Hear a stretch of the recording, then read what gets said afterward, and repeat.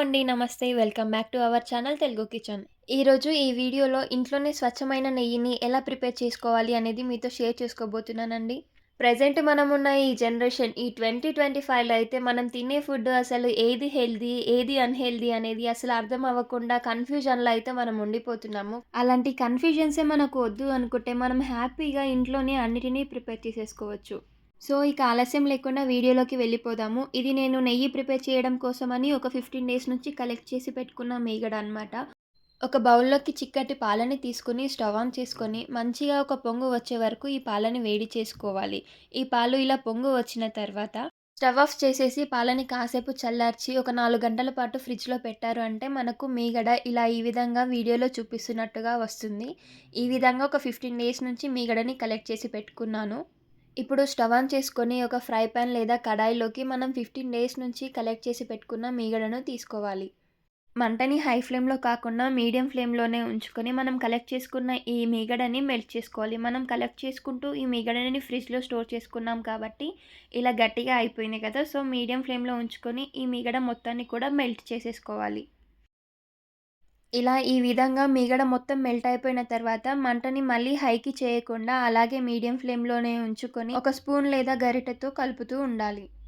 ఇలా ఒక 2, 3 మినిట్స్ అయ్యిందో లేదో చూడండి. మనకు మీగడలో నుంచి నెయ్యి పైనకి ఎలా పేరుకుంటూ వస్తుందో. నెయ్యి ప్రిపేర్ అయ్యేలోపు మీరు గనక నా ఛానల్‌ని ఫస్ట్ టైం చూస్తున్నట్టు అయితే ఈ వీడియోకి తప్పకుండా ఒక లైక్ కొట్టండి. మనం ఈ ప్రాసెస్‌లో నెయ్యిని ప్రిపేర్ చేసుకున్నామంటే నెయ్యిని బయట కొనుక్కునే పని లేకుండా ఇంట్లోనే చాలా పర్ఫెక్ట్‌గా ప్రిపేర్ చేసుకున్న హ్యాపీనెస్ వస్తుంది. ఇలా మనం ఒక 10-15 మినిట్స్ మీడియం ఫ్లేమ్‌లోనే ఉంచుకొని ఆ మీగడని వేడి చేసుకున్నామంటే మనకు ఇలా కలర్ చేంజ్ అవుతూ వస్తుంది. సో, మనం తీసుకున్న ఈ మీగడని కొంచెం గోల్డెన్ కలర్‌లోకి వచ్చేలాగా వేడి చేసుకోవాలి. ఆ తర్వాత స్టవ్ ఆఫ్ చేసేసుకొని, ఇప్పుడు ఈ క్వాంటిటీ మొత్తం కూడా కాసేపు చల్లారనివ్వాలి. ఇప్పుడు ఇదంతా కూడా కాస్త చల్లారిన తర్వాత ఒక బౌల్ లేదా ఏదైనా గ్లాస్ జార్ తీసుకొని, మనం ప్రిపేర్ చేసుకున్న నెయ్యిని ఇలా ఒక స్ట్రెయినర్ యూజ్ చేసి వడకట్టుకోవాలి. మీరు గనక మన ఛానల్‌ని ఫస్ట్ టైం చూస్తున్నట్టు అయితే ఈ వీడియోకి ఒక లైక్ కొట్టి, వీడియోని షేర్ చేసి, అలాగే మన ఛానల్‌ని సబ్స్క్రైబ్ చేసుకోవడం మాత్రం మర్చిపోకండి. ఈ విధంగా వీడియోలో చూపిస్తున్నట్టుగా కొద్దిగా క్వాంటిటీని వడకట్టుకుని స్ట్రైనర్‌లో మిగిలిపోయిన దాన్ని ఒక స్పూన్‌తో ఇలా ప్రెస్ చేశారంటే, అందులో మిగిలిపోయిన నెయ్యి ఏమైనా ఉండి ఉంటే బయటకొచ్చేస్తుంది. ఆ తర్వాత అది రిమూవ్ చేసి మళ్ళీ మిగిలిన క్వాంటిటీని స్ట్రైనర్‌లోకి వేసుకొని వడకట్టుకోవాలి. ఇలా ఈ విధంగా మొత్తం నెయ్యిని కూడా వడకట్టుకోవాలి. అంతే, చాలా సింపుల్‌గా మనంతట మనమే మన ఇంట్లో స్వచ్ఛమైన నెయ్యిని ప్రిపేర్ చేసేసుకున్నాము.